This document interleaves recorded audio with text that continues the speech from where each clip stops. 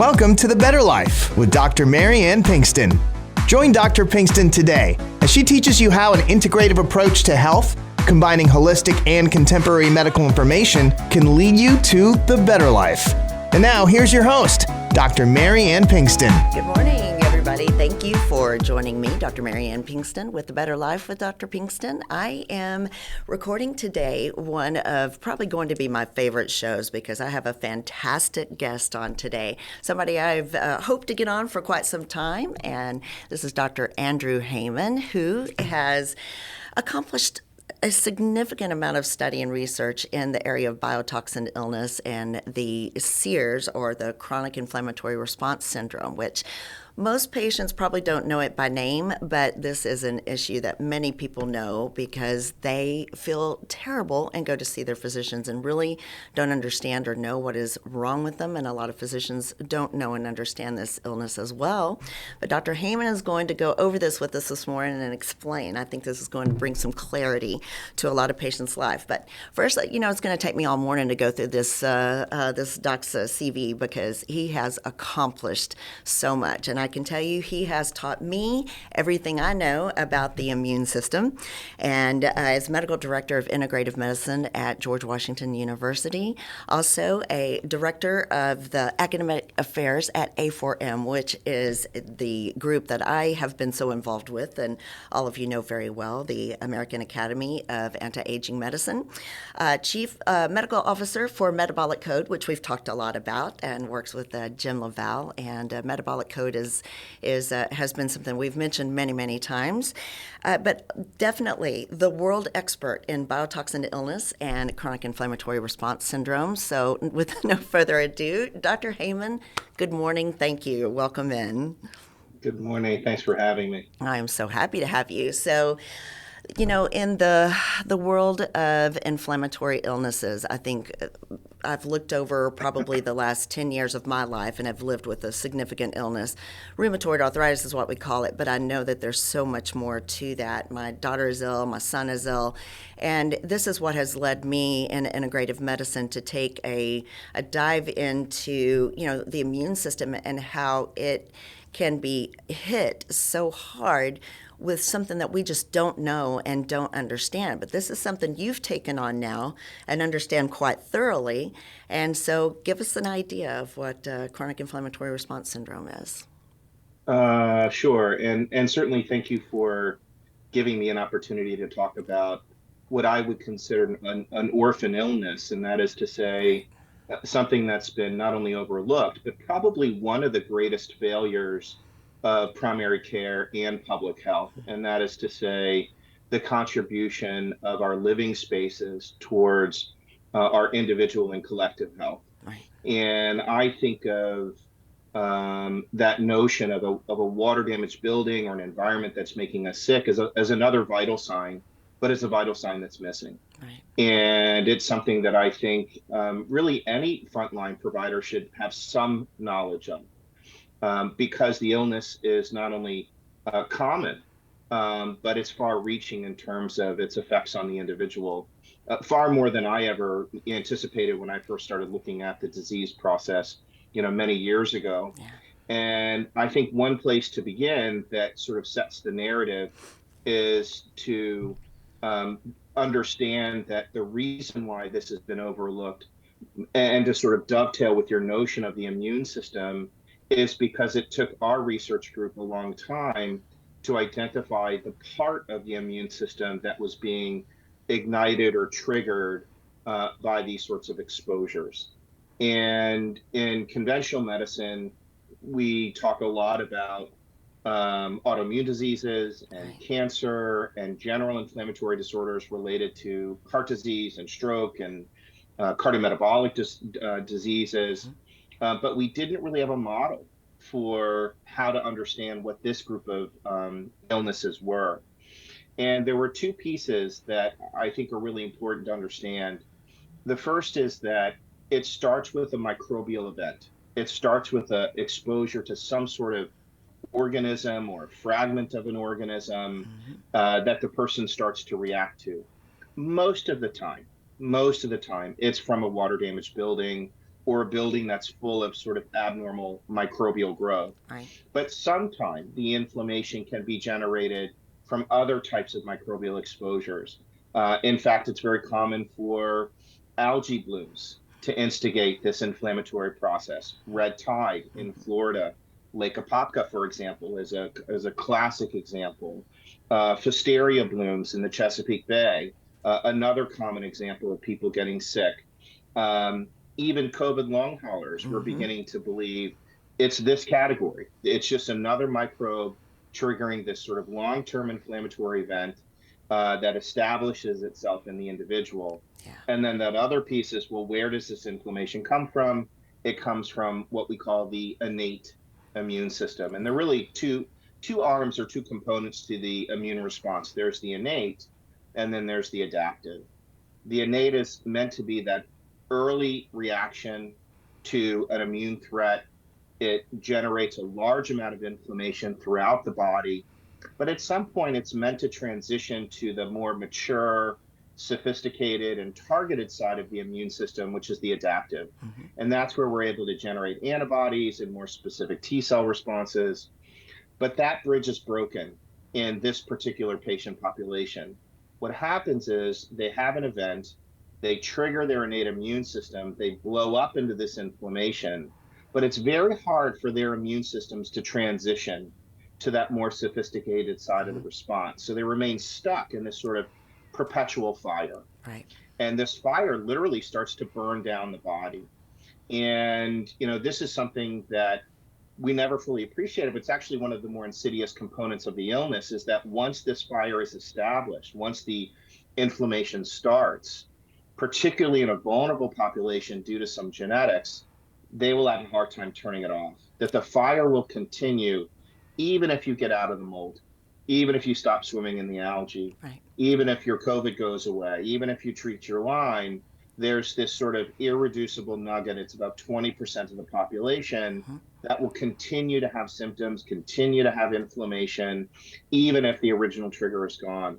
So those are some of the basic elements of sort of the architecture of CIRS. And then we've spent, the last 20 years trying to figure out some of the details and nuances of what's entailed symptom-wise and pathophysiologically.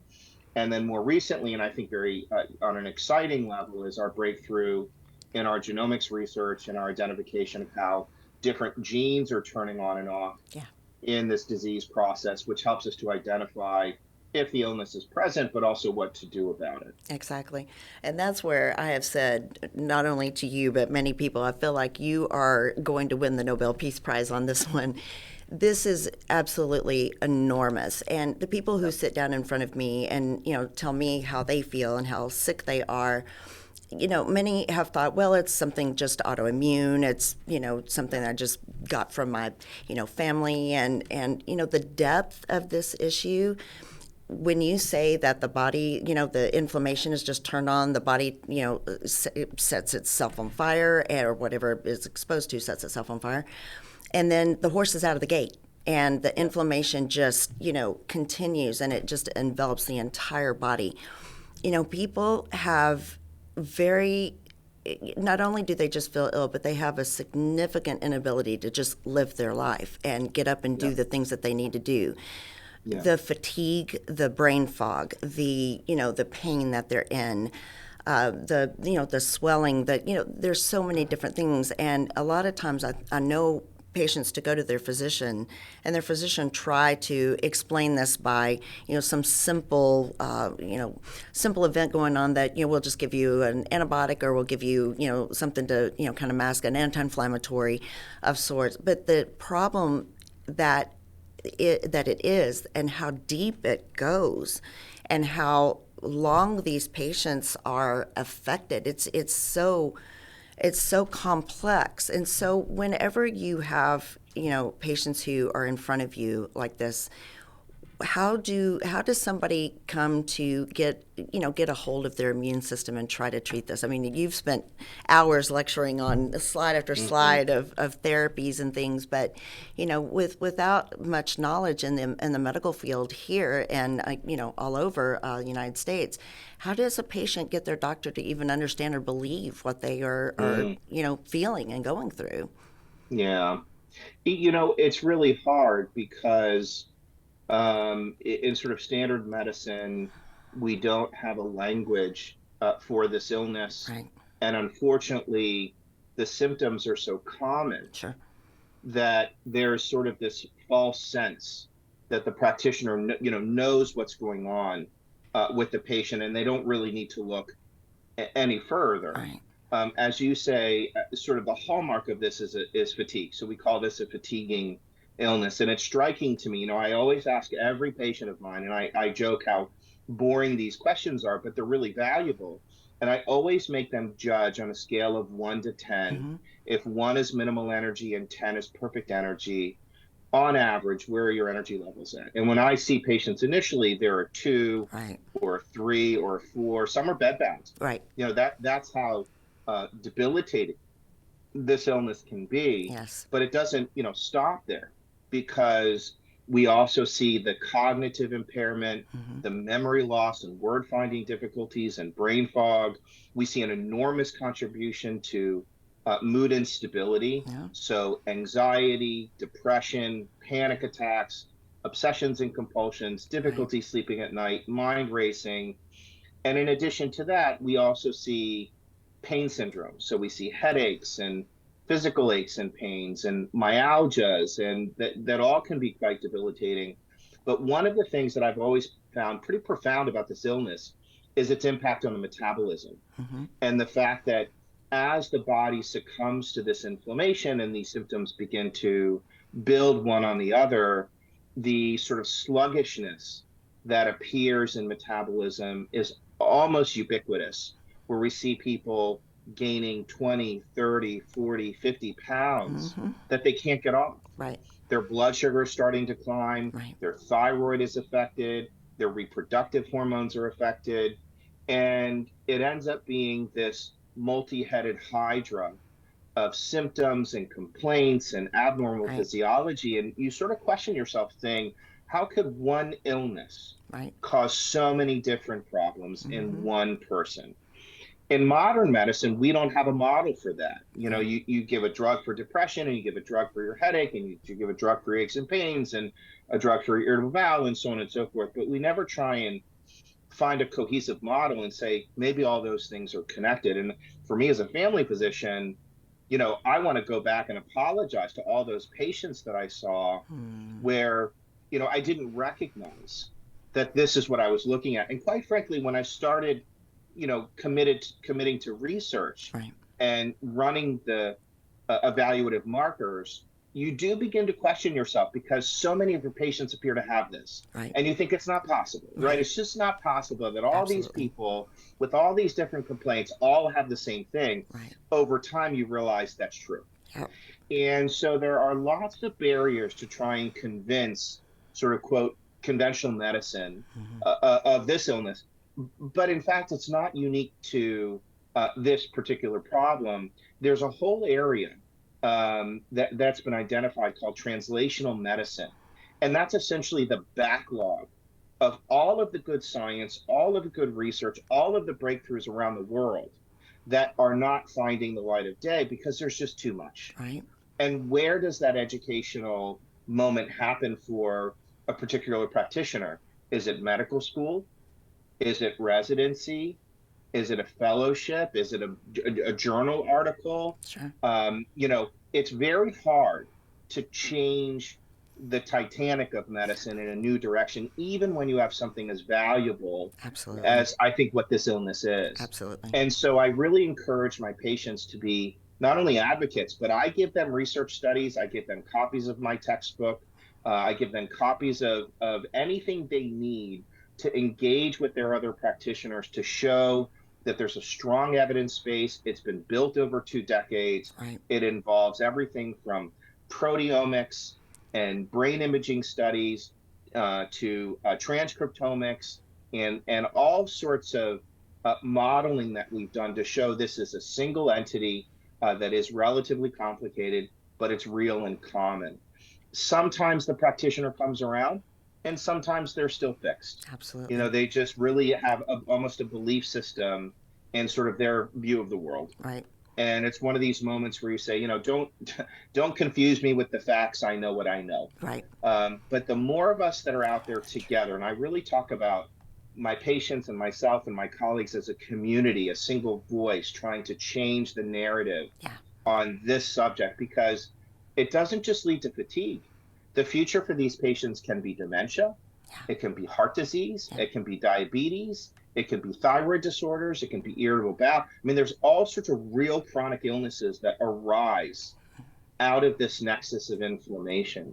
And I'm very sort of, you can tell, passionate about, you know, trying to find a platform and spread the word, you know, wherever I can in my academic circles and my teaching circles and writing to say, hey, wait a minute, we got to stop here, because the most common thing that generates this illness is the spaces we live in. And, you know, we don't usually take that into consideration when people don't feel well. And yet it's so obvious. I mean, how did we miss this? You know, how did we miss that our houses are making us sick? Exactly. And yet it's really common.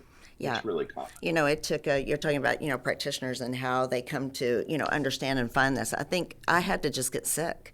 I mean, it's not a lack of, you know, wanting to understand people or know more about science or, you know, get into a deeper issue and expose something that really needs, you know, exposure and treatment. But I just had to really get sick in order to finally start looking for you know, the answers. And I'm lucky. I get to fly across the United States and see great other practitioners and scientific minds, you know, who have learned this and discussed it. And I know where to go for the research. I know how to do all this. There's so many people who don't have a voice and definitely, you know, feel like one of very, very few just here in South Texas even, you know, to try to bring this to light. So I'm always very thankful for, you know, you and your group and everybody who is really, really trying to bring this to a platform.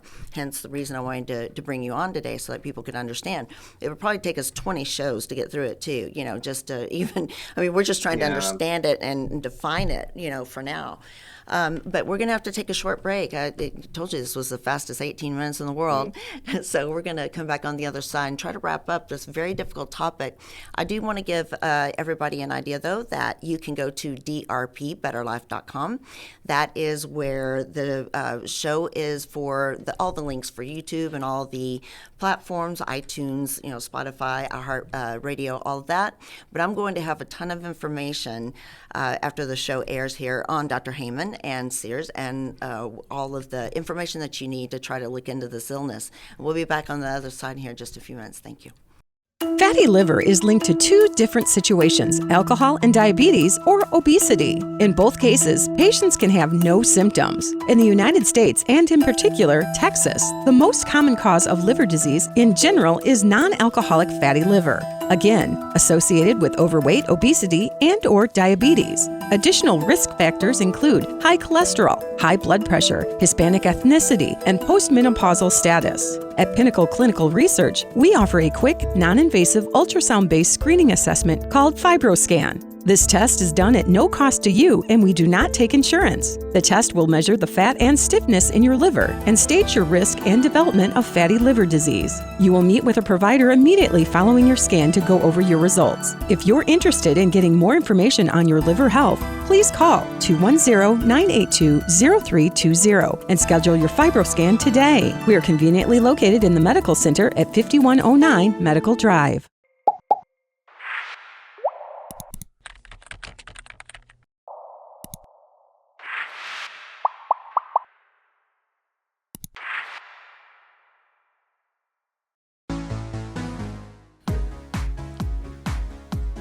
Welcome back, everybody. Thank you for joining in A Better Life with Dr. Pinkston. I'm Dr. Mariane Pinkston, and I am here with Dr. Andrew Heyman, who has taught me everything I know about this incredibly complex disease. And as we have gone over the last 20 minutes of just trying to define this disease, I realize that there's no way to get all of this great information in. But I think that, Dr. Heyman, if you could talk a little bit about how this disease comes to fruition for people. Everybody is very focused on Lyme disease and on mold these days, and we are learning there's more to the story. So I kind of want to pull people away from that idea a bit. Yeah. Well, there were two things that I think sort of drove that conversation for us. One is it was very common for patients that were presenting to have already been told or have a suspicion that they have Lyme disease or mold exposure. True. But how do we know that for certain? We know that testing for Lyme isn't all that reliable. And so too is actually for mold. So how do we dissect that issue? And the findings ended up being, quite frankly, extremely surprising. So we opened a research lab in 2015, and we were able to ask the question, what genes are turning on and off in the setting of this illness? Now that's sort of Star Trek, right? That's medicine 10 years from now, which is to say measuring patterns of gene expression. Yeah. And UCLA and Johns Hopkins came to the rescue in 2017. They were doing the same research. They found the 4 genes that turn on when a person is fighting Lyme disease. They also showed 6 different genes turn on when the Lyme is properly treated. And around the same time, it was us and actually University of Michigan and a few other places that found genes that turn on for a mold exposure. And this led us into a whole new world, which is to say we had a lot more confidence in terms of what was making people sick. But in our data sets, as we were running these omics tests, essentially these genomic tests on patients, what we ultimately found was surprising. We knew most of the patients, about 80% of them, the reason they were getting sick was from a water damaged building. But within that group, the assumption that it was mold, we were wrong. Wow. And what we found is that if you have a building that's contaminated or has what we call amplified microbial growth, it's a mixture of microbes. It's not just mold. It's bacteria, it's viruses, it's all sorts of other microbes and organisms that can be present. Really, quite frankly, no different than our digestive tract, that there's a microbiome to the house in the way that there is one for the gut. And what we saw was that when there was an overgrowth of one type of organism or another, we could see that in reaction in terms of the patterns of gene expression. But what was really surprising in our last data set of 1,500 research subjects, only 7% of them were showing reactions to mold based on gene expression. That was a very small number. We thought it would be much bigger. It turns out 42% were actually reacting to a different microbe altogether. In fact, it was a bacteria. And it has a funny sounding name called actinomyces. And this has been established now and sort of cemented in our research in a way that we never expected. And so, when we look back on all of our diagnostics, Lyme is a very tiny portion that I think a lot of people are being told they have Lyme disease when they don't. In addition to that, now they're being told they have mold when they don't, but they're getting closer to the right idea that they are reacting to their home. It turns out to a different bug. And this has clinical meaning. It's not just sort of pointy-headed academics. It turns out the treatments are different. They're different for the patient if they're reacting to the bacteria versus mold. They're also different remediation strategies for the home between the bacteria and mold. And so we have to be really careful about what is really driving this illness. And the omics for us has been an enormous breakthrough. I really couldn't do what I do now without being able to take the deep dive and to dissect among those. And I'm glad you brought this up, because this is really the big conundrum for a lot of practitioners. Is it Lyme? Is it mold? Is it something else? And here our research group is saying, hey, wait a minute, it's something else altogether that you guys have never heard of before, but it turns out it's the most common culprit. So, I would say if you think you're in this category, it's usually a living space, but be open-minded to the notion that it could be some microbes that you had not heard of before. Right. I think that's the big breakthrough that we've seen in our research. Absolutely. It is a big breakthrough. And so, the ability to hunt this down and find it is difficult enough. Insurances don't cover, a lot of physicians don't really understand or know it. It is very difficult for people. But thank God somebody's on it. Thank God you guys are, and appreciate that absolutely so much. The things that you've learned and taught are just unbelievable and so appreciated. And so guess what? It's a minute and a half left. So we're going to have to tie it up. But I definitely want to thank you for coming on and helping open up this subject a little bit. And I want to, show more of this to the people listening, because I just think it's too important. And again, sometimes you just have to get sick with it in order to find it. And I'm glad to spread the word. I think you have been sick with it as well. And I was. That's that probably was how part you. of my doorway into it too. Absolutely. I was deeply affected by it in many ways, and it sort of opened my eyes because I didn't have the tools to understand it. Right. So having a research background, I was able to sort of apply that skill set to the topic. And thank goodness the silver lining in all of this is, however complicated this all sounds, we've also been able to demonstrate there are relatively reliable treatment solutions now. Yes. And it's taken us a long time to get to that point. But if you think you're someone who's struggling with this illness, take heart, because the knowledge and the clinical development around the topic has matured, and we're getting better and better at helping these people recover their health, and usually recover completely, which is extraordinary to see. It's almost a miracle. It is a miracle. But it is possible. And thank God for that. So thank you for bringing some hope to the end of this huge discussion. And so for anybody who needs more information, it will be on drpbetterlife.com. That is my website. And that has all the links to the platforms and YouTube and everything where you can go back and watch us for you guys here on San Antonio Radio. Dr. Heyman, an honor. Thank you so much. Keep doing what you're doing. It's very important. We're glad you're doing it. Thank you. Thank you. All right. We'll see you next time. Thank you, guys.